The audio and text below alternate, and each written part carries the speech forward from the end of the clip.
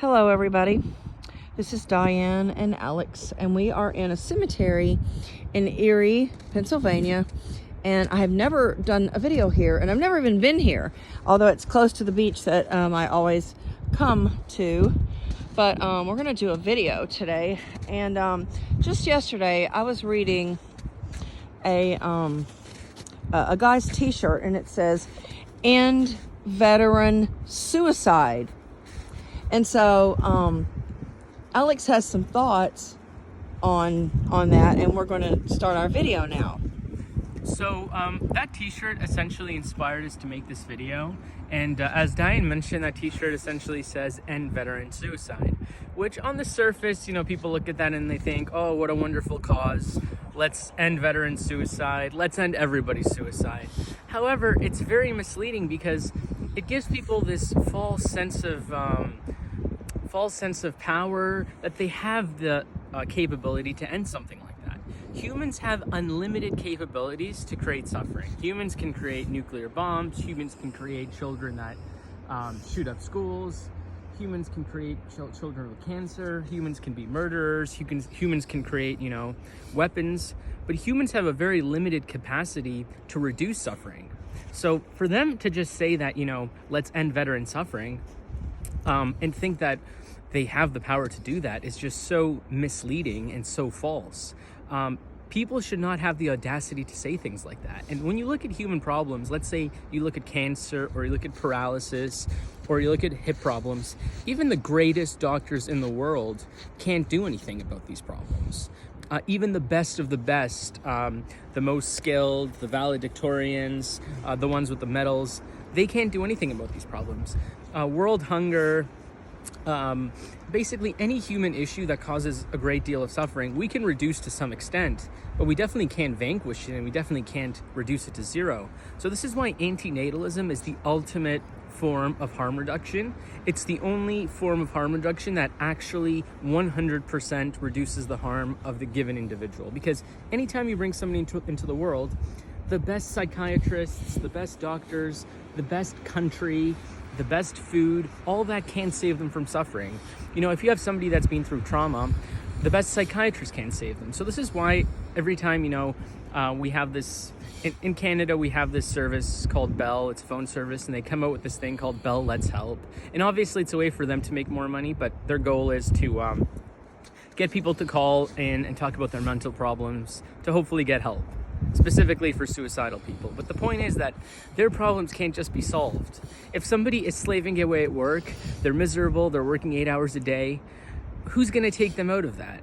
Who are they going to find that's going to tell them, you don't have to work anymore, here's $10 million in your bank account, do whatever you want to do? Who's going to save them from that? Nobody. The point is that the help that we can provide people is very limited. And even if you live in the best country, you have the best doctors, you have the best psychiatric hospitals, there's so many problems that humans can't beat.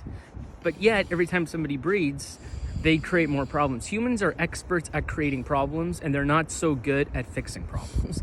And once again, we're at this beautiful graveyard setting, and I love graveyards because this is where true peace is for these people. You look at any of these people, there was a Higgins, there was a Woods, there was this guy. There was a McGinnis. Some of them could have had prostate problems, some of them could have had broken legs. I mean, who knows Paralyzation. What pains Patrick Henry had. Yeah, Patrick Henry McGinnis. But now they're just sleeping. They're a corpse, and, suffering is gone. So...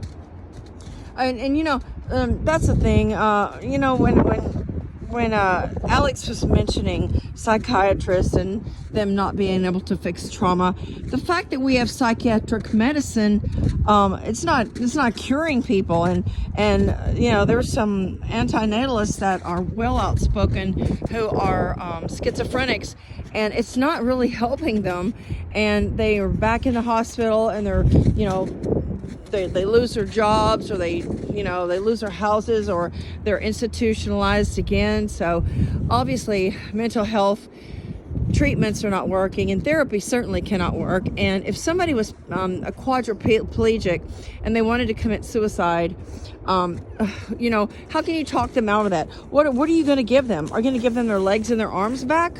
You can't do that. I mean, look at Christopher Reeves. Yeah, he suddenly, you know, lost, you know, all capacity to control his own body. And he was wealthy, he was a celebrity, and you know, your happiness can be sabotaged in just an instant, and it can be sabotaged when you when you're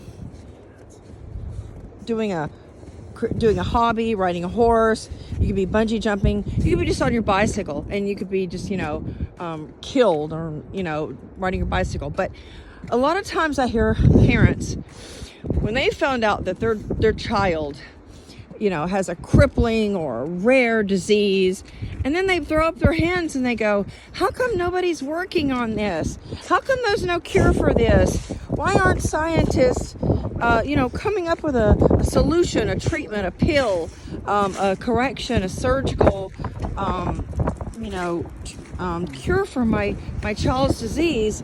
But they never point the finger at themselves. They were the ones to have controlled their child's destiny. Yeah. They are the ones that control their child's destiny when they brought them into existence. The world cannot save your child. There's just too many pitfalls in this world to just save every disease and every trauma and every addiction. And not to mention, it's like if you examine life, you'll see a lot of asymmetries. And one of those asymmetries is that creating harm is much easier than creating pleasure and ease. All one person has to do to create harm is, like, you look at the Boston Marathon bomber. Those people that he bombed, they were all healthy. They dedicated themselves to the gym. They were healthy, but all it took was one explosion for them to lose their legs, lose their, you know. So all it takes is a little bit of destruction to create utter, you know, chaos and irreparable damage. But no, the good things that you do to yourself, whether it's working out or feeding yourself well, those things are much more limited. So it's much more easier to destroy than to fix. And that's a big asymmetry of life. So once again, when somebody makes those statements of let's end rape trauma, or let's end veteran suicide, they're forgetting this simple fact of the asymmetry. It's much easier to create rape trauma than to heal it. And it's so much easier for somebody to get raped than for somebody to get cured from, you know, the trauma that is associated. And yeah, and just the word let's, it almost implies somebody else do the work. And, you know, people say, well, let's help the homeless. No, you help the homeless. But it's the mothers and the fathers of the world that are doing the damage, folks. They are the ones that can end trauma and disease and poverty and crime. They are the only ones possible that can end all of the suffering. Thank you for watching, and please do not reproduce.